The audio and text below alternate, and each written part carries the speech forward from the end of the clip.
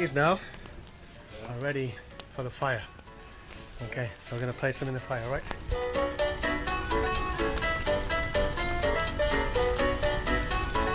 And we leave that now until the bamboo gets black on all sides. That's rule of thumb that says the meat's cooked good. Let's go and taste your black pudding. Yeah.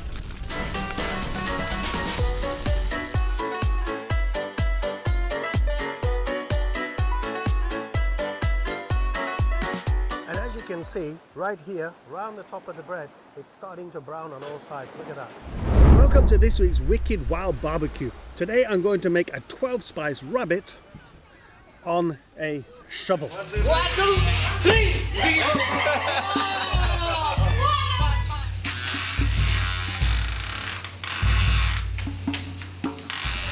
Down the fish market, of course what you expect to find fish. No, a bloody big python. Look at that thing.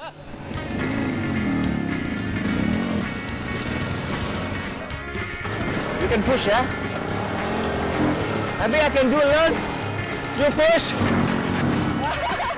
So Neumann thinks it's funny, and he lets me walk off a few pounds. Yo, man! Why do I have to walk?